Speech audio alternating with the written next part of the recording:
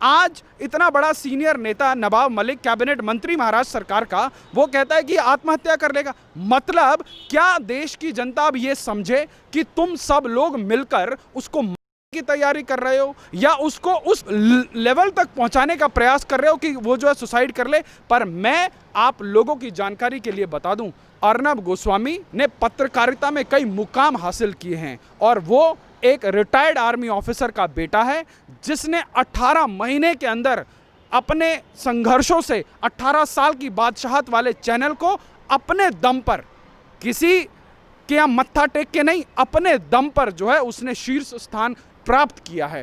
तो आज जो लोग इस मुगालते में हैं कि वो अपने शासन सत्ता का दुरुपयोग करके अर्नब गोस्वामी को कहीं ना कहीं न्यूट्रलाइज करने का प्रयास करेंगे, ये उनकी सबसे बड़ी भूल है। आज जिस टीआरपी स्कैम का इतना बड़ा बवाल किया, वहाँ की सरकार ने किया, वहाँ के पुलिस कमिश्नर ने बाकायदा प्रेस कॉन्फ्रेंस करके किया, आज उसी उद्धव सरकार के वकील कपिल सिब्बल कोर्ट के अंदर जाके बोलते हैं कि रिपब्लिक का तो नाम ही नहीं है।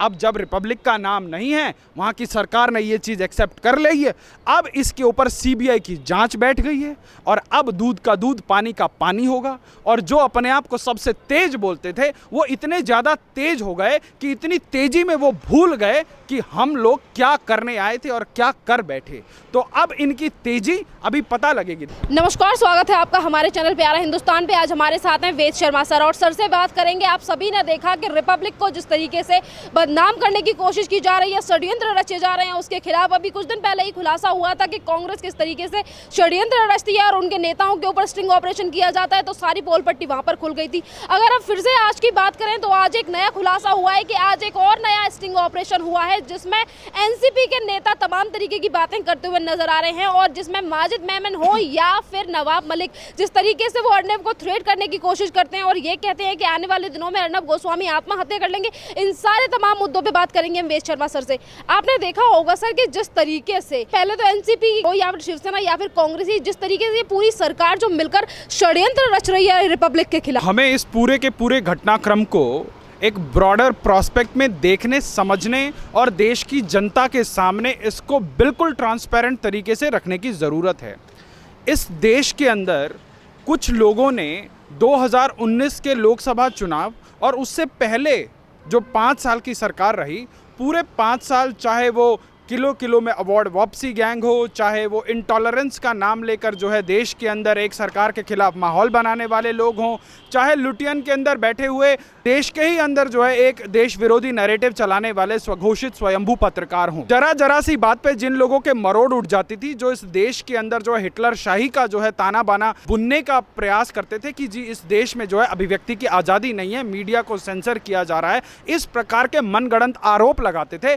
आज जब हिटलर शाही का नंगा नाच महाराष्ट्र की सड़कों पर खेला जा रहा है, वहां पर जो जिस प्रकार के कांग्रेस, एनसीपी और शिवसेना की सरकार है, एक पार्टी की राष्ट्रीय अध्यक्षा को हलफनामे में दिए गए नाम से बुलाने पर अर्नब गोस्वामी के साथ 12-12 घंटे का जो है इंटेरोगेशन होता है। उसकी कंपनी के सीएफओ को 8-8 घंटे तक बिठाकर जो है इंटेरोगेट किया जाता है। आज देश जानना चाहता है कि उन लोगों ने कौन से ऐसे क्राइम किए थे कि मुंबई की पुलिस उन लोगों को 8-8, 10-10, 12-12 घंटे जो है अपने पुलिस स्टेशनों में बिठाती थी। जब से सुशांत सिंह राजपूत की मौत का केस के ऊपर चर्चा रिपब्लिक भारत पर शुरू हुई, किस प्रकार से जो है रिपब्लिक भारत के अनुज को 4-4 दिन तक जो है अवैध तरीके से जो है उसको गिरफ्तार करके रखा गया। उसके बाद प्रदीप भंडारी जैसे पत्रकारों को 10-10 घंटे तक जो है उसको पुलिस थाने में रखा गया, उनका फोन छीन लिया, उनका लैपटॉप तक छीन लिया। और आज किस प्रकार से विधानसभा के अंदर विशेषाधिकार हनन प्रस्ताव वहां पे बुलाया जा रहा है, किस प्रकार से कंगना रनौत के खिलाफ वहां पर प्रस्ताव पारित किए जा रहे हैं 10 मिनट में। मैं तो ये जानना चाहता हूं, मुझे तो इन लोगों की बुद्धि के ऊपर, मुझे तो इन लोगों के विवेक के ऊपर हंसी आती है कि अर्नब गोस्वामी को 10 मिनट में हाजिर होने के लिए लोग प्रस्ताव पास करते हैं। अरे अर्नब गोस्वामी है कि अलादीन के चिराग में से निकल के तुम्हारी विधानसभा के अंदर प्रकट हो जाएगा। तो आज जो जनता के लिए काम करने के लिए आपने सो कॉल्ड एक गठबंधन की सरकार बनाई और उसके बाद आज आप क्या काम कर रहे हैं? आप सिर्फ और सिर्फ पॉलिटिकल वेंडेटा के तहत काम कर रहे हैं। आज आपकी सुर में जो सुर नहीं मिला रहा, आज आप उसको बर्बाद करने पर तुले हुए हैं। परंतु आज ये जानना बहुत ज़रूरी है, इस सत्ता के नशे में चूर हुए हुए इन तथाकथित नेताओं को जानना बहुत ज़रूरी है कि जिस घमंड पे आप लोग उछल रहे हैं, जिस घमंड के, जिस सत्ता के नशे में आप लोग चूर हैं, इसी महाराष्ट्र की जनता ने जो है आपको आपकी औकात के हिसाब से आपको बहुमत दिया था, परंतु आपने उस बहुमत को जो है खेल बनाकर, उसका जो है दुरुपयोग कर कर आपने जनता की आंख में धूल झोंकी और आपने एक अनैतिक गठबंधन के तहत वहां सरकार बनाई। आज जहां महाराष्ट्र के अंदर सबसे अधिक मौतें देश के, अगर आप आंकड़े उठाकर देखें तो कोविड से सबसे अधिक प्रभाव और सबसे अधिक मौतें महाराष्ट्र के अंदर हो रही हैं। जहां की सरकार को जनता के लिए काम करना चाहिए था, आज वहां की सरकार बॉलीवुड के अपने प्यादों को बचाने पर लगी हुई है, एक पत्रकार को बर्बाद करने पर तुली हुई है। एक बहुत बड़े पत्रकार ने खुलासा किया कि किस प्रकार जो है दुबई से जो है हवाला के माध्यम से कई 100 करोड़ की फंडिंग हो रही है। कौन कर रहा है?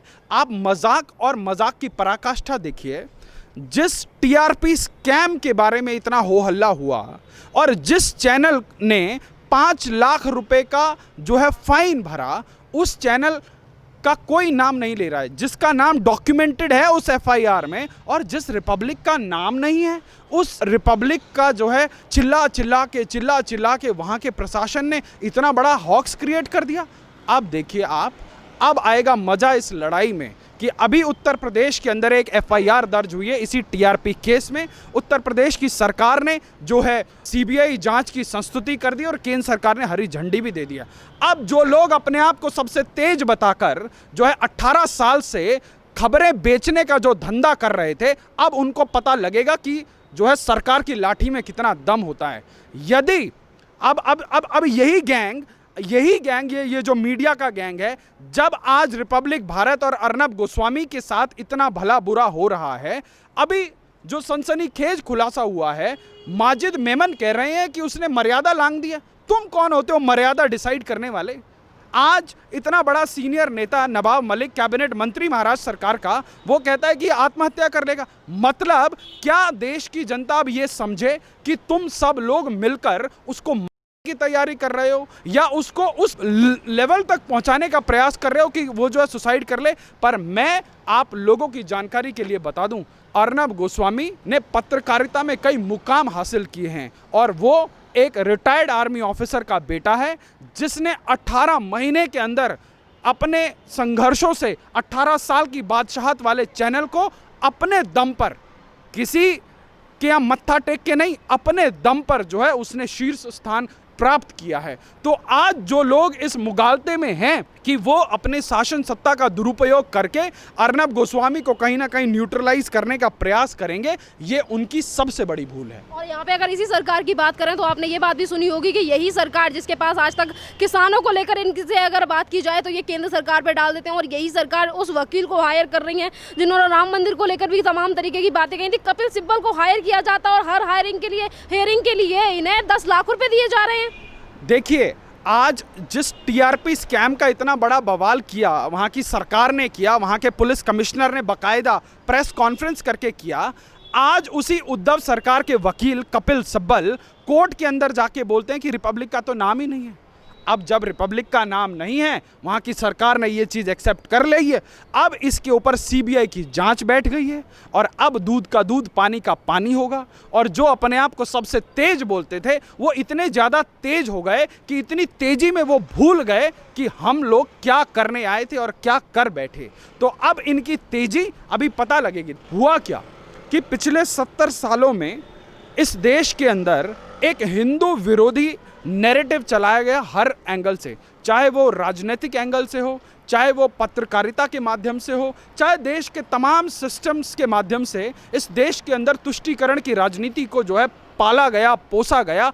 और आज एक पत्रकार ने अपनी जो है, एक रीड वाले पत्रकार ने जो है स्पेड को स्पेड कहना शुरू किया, उसने काले को काला और गोरे को गोरा बोलना शुरू किया। जब उसने सत्य की बात करी, जब उसने अन्याय से लड़ने की बात करी, जब उसने पालघर में संतों के लिंचिंग का मामला उठाया, जब उसने हिंदुओं के खिलाफ चलाए जा रहे षड्यंत्र का मामला उठाया, तब देश के लोगों के अंदर एक जागृति आई कि हाँ, एक आम आदमी की बात उठाने वाला भी कोई चैनल है।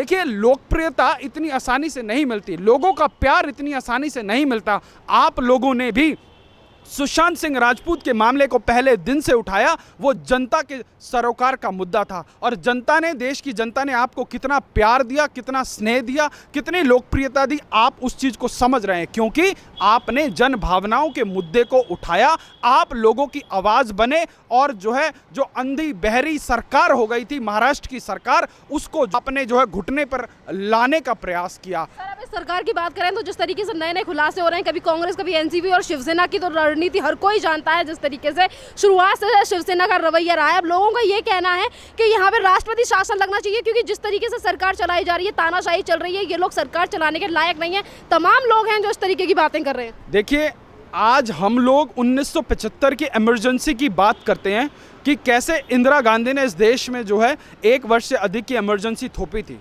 उस वक्त ना मैं पैदा हुआ था ना आप पैदा हुई थी, परंतु हमारे पिताजी, हमारे दादाजी, जिन्होंने उस दंश को झेला है, जिन्होंने उस समय को देखा है, उन्होंने हमें बताया कि इस देश के अंदर इमरजेंसी का मतलब क्या था। इस देश के अंदर जो सरकार की भाषा नहीं बोलते थे, उन पत्रकारों को जो है पब्लिशिंग एजेंसीज को जो है ताला लगा दिया जाता था, जेल में ठूंस दिया जाता था। और आज जो लोग, आज इतने बड़े बड़े पत्रकार जो अपने आप को जो है लोकतंत्र का चौथा स्तंभ बताकर जो है सेल्फ प्रोक्लेम्ड जो जर्नलिस्ट हैं, जो जरा सी बात पर जो है देश के प्रधानमंत्री और देश के गृह मंत्री को टैग करके 1 किलोमीटर लंबा पोस्ट लिखते हैं, आज उन्हीं की फैटर्निटी के बंदे के ऊपर किस प्रकार से अन्याय और अत्याचार हो रहा है। आज एडिटर गिल्ड चुप है, आज NBA चुप है, आज वो तमाम संस्थाएं चुप हैं जो अपने आप को पत्रकारों का संगठन बोलती हैं, जो इन प्राइम टाइम पत्रकारों के पेट में मरोड़ उठने पर जो है देश के प्रधानमंत्री से लेकर देश के गृह मंत्री तक को जिम्मेवार ठहराने लग जाती हैं। परंतु आज एक पूरे के पूरे चैनल के ऊपर उसको बंद कराने के लिए, उसको तक देने के लिए हजारों करोड़ रुपए का लेन देन आ रहा है, उसके तमाम खुलासे हो रहे हैं। महाराष्ट्र सरकार में बैठे हुए मंत्री लोग बोल रहे हैं कि उसने सीमा लांघ दी है, उसको खामियाजा भुगतना पड़ेगा। आज कोई पत्रकार उनके मुंह में जाके माइक ठूसने को तैयार नहीं है। क्यों? क्योंकि इनके धंधे पर लात किसने मारी? अर्नब गोस्वामी ने मारी। क्योंकि इतने सालों से जो धंधों का, जो ये खबरों का धंधा कर रहे थे, उन लोगों के बिजनेस के ऊपर डेंट किसने किया? अर्नब गोस्वामी ने किया। तो आज वो तकलीफ में हैं। आज चाहे बड़े बड़े DNA चलाने वाले लोग हों, चाहे कितने बड़े जनता की अदालत चलाने वाले लोग हों, आज वो लोग अर्नब गोस्वामी के सुर में सुर मिलाना तो छोड़िए, आज अर्नब गोस्वामी का मखौल अपने चैनल पर जो है उड़ा रहे हैं। आज मैं आपके चैनल के माध्यम से पूछना चाहता हूं, क्या है तुम्हारी पत्रकारिता का DNA? क्या चलता है तुम्हारी अदालत में कि आज तुम अपने फैटर्निटी के एक आदमी के साथ नहीं खड़े हो सकते? तो याद रखना, आज अर्नब गोस्वामी के साथ हुआ है, कल तुम्हारे साथ भी होगा और उस वक्त तुम्हारे साथ ना देश की जनता खड़ी होगी। आज जनता का प्यार देखिए। आज जो अर्नब गोस्वामी का मजाक उड़ा रहे हैं, उन लोगों की रेटिंग टॉप 5 में भी नहीं है। जो DNA चलाता है, जो जनता की अदालत चलाता है, आज उनकी रेटिंग देख लीजिए। आज आपको उसके साथ खड़े होने की ज़रूरत है क्योंकि वो आपकी इंडस्ट्री का आदमी है। आप, हर किसी का अपना पत्रकारिता करने का एक अंदाज़ होता है। आपका एक अलग अंदाज़ है, अर्नब का एक अलग अंदाज़ है, सबका अपना अपना अलग अंदाज है। परंतु आज जो इस देश के अंदर इंटॉलरेंस की बात करते हैं, जो इस देश के अंदर असहिष्णुता की बात करते हैं, जो इस देश के अंदर हिटलरशाही की बात करते हैं, जब अर्नब गोस्वामी के ऊपर 200 से अधिक FIR दर्ज कर दी गई तो इस फैटर्निटी वाले लोग जो यहाँ नोएडा से मीडिया चलाते हैं, उनके मुंह में दही जम गई, कोई नहीं बोला। और जब आज कितने बड़े बड़े पत्रकार, जब वहाँ महाराष्ट्र की सरकार किस प्रकार से जो है दमनकारी नीति चला रही है, किस प्रकार से जो है लोकतांत्रिक मूल्यों की अवहेलना कर रही है, तब इस लुटियन का एक बड़ा जो है खामोश बैठा है, बोलने के लिए राजी नहीं है। परंतु देश की जनता सब देख रही है, महाराष्ट्र की जनता सब देख रही है और आज देश की जनता अभूतपूर्व जो है प्यार अर्नब गोस्वामी को दे रही है और देश की जनता समझ रही है। तो जब देश की जनता उसके साथ खड़ी है तो चाहे ये बड़े बड़े एजेंसी चलाने वाले लोग खड़े हों चाहे ना हो, क्योंकि जनता की अदालत सबसे बड़ी अदालत होती है और हम एक लोकतांत्रिक व्यवस्था में रहते हैं जहां जनता, जिस बात पर जनता मोहर लगाती है, वही सबसे बड़ी चीज़ होती है। Thank you sir.